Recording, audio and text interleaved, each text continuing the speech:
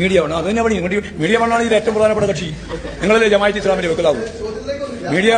Media one എന്ന് പറയുന്നത് വർഗീയതയുടെ അങ്ങേയറ്റം വിഷം, കാടകൂള വിഷം. ആ വിഷം സമൂഹത്തിൽ പരത്തുന്നതിന് വേണ്ടി ശ്രമിക്കുന്ന രണ്ട് പ്രധാനപ്പെട്ട ശക്തികൾ, ഒന്നാം സ്ഥാനത്ത് BJPയും RSSഉം, രണ്ടാം സ്ഥാനത്ത് നിങ്ങൾ ഉൾപ്പെടെയാണ്. അത് പറയുന്നത് അതിങ്ങനെ വളച്ചു കെട്ടി പറയുന്നു വേണ്ട. ഞങ്ങൾക്ക് എല്ലാവരും പറയുന്നത്, രാജ്യത്തിലെ മുഴുവൻ ആൾക്കും അറിയാം മീഡിയ വൺ എന്താ ചെയ്തുകൊണ്ടിരിക്കുന്നത്. സുഹൃത്തെ, ഈ കേരളം മതനിരപേക്ഷ ഉള്ളടക്കത്തോടെ മാനവീയത ഉയർത്തിപ്പിടിച്ച് മുന്നോട്ടേക്ക് വന്ന ഒരു നാടാണ്. വേഷം കലർത്തരുത്, ഈ രാജ്യത്തെ നശിപ്പിക്കരുത്, കേരളത്തെ ഇല്ലാതാക്കാൻ പാടില്ല, കേരളത്തിന്റെ മതനിരപേക്ഷ ഉള്ളടക്കം തകർക്കാൻ പാടില്ല.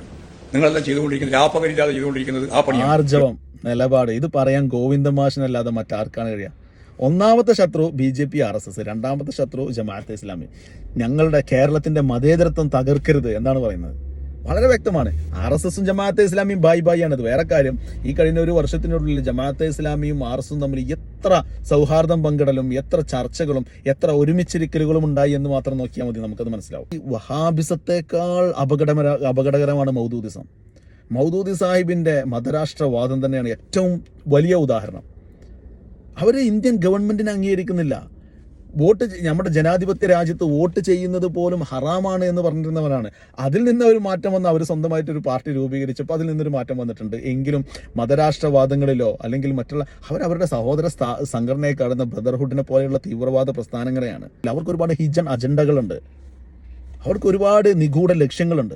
അതുകൊണ്ട് തന്നെയാണ് പാണക്കാട് തങ്ങന്മാരായ അടങ്ങുന്ന മുസ്ലിം ലീഗുകാർ അവരെ വാരിപ്പുണരുമ്പോഴും സമസ്ത EK വിഭാഗം, ഇനി AP-ക്കാർ പറഞ്ഞു, AP-ക്കാർ പോട്ടെ എന്ന് വിചാരിക്കണ്ട, EK വിഭാഗം പോലും ഇത്ര കർശനമായിട്ട് താക്കീത് നൽകുകയാണ്. ഇത്ര കർശനമായിട്ട് അവരെ മാറ്റി നിർത്താൻ പറയുമ്പോൾ അവരുടെ അപകടം എത്രമാത്രമാണെന്ന് നാം മനസ്സിലാക്കണം. സമസ്ത സമ്മേളന വേദിയിൽ വീണ്ടും ജമാഅത്ത് ഇസ്ലാമിക്കെതിരെ ആഞ്ഞടിച്ച നേതാക്കൾ. മൗദൂദിസം സമുദായത്തിൽ ഒളിച്ചു കടത്താൻ ജമാഅത്ത് ഇസ്ലാമി ശ്രമിച്ചാൽ സമസ്ത അനുവദിക്കില്ല എന്ന് MT അബൂബക്കർ ദാരിമി പറഞ്ഞു.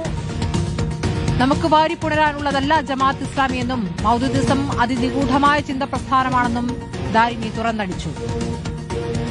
വെൽഫെയറിന്റെ പേരിലാവണമെങ്കിലും, അതല്ലെങ്കിൽ വൈത്തു സക്കാത്തിന്റെ പേരിലാവട്ടെ, അതല്ലെങ്കിൽ അവർ മുന്നോട്ട് വെക്കുന്ന പൊളിറ്റിക്സിന്റെയും ഇലക്ഷന്റെയും പേരിലാവട്ടെ, എന്തിന്റെ പേരിലാണെങ്കിലും മൗദൂദിസം സമുദായത്തിൽ ഒളിച്ചു കടത്താൻ ആ ജമാഅത്ത് ഇസ്ലാമിയുടെ ആളുകൾ ശ്രമിച്ചാൽ സമസ്ത കേരള ജമിയത്തുൽ ഉലമ ഉള്ള കാലത്തോളം അതിവിടെ നടപ്പിലാകുകയില്ല. അത് നടപ്പിലാകുവാൻ ഈ സുന്നത്ത് ജമാഅത്തിന്റെ മക്കൾ സമ്മതിക്കുകയില്ല.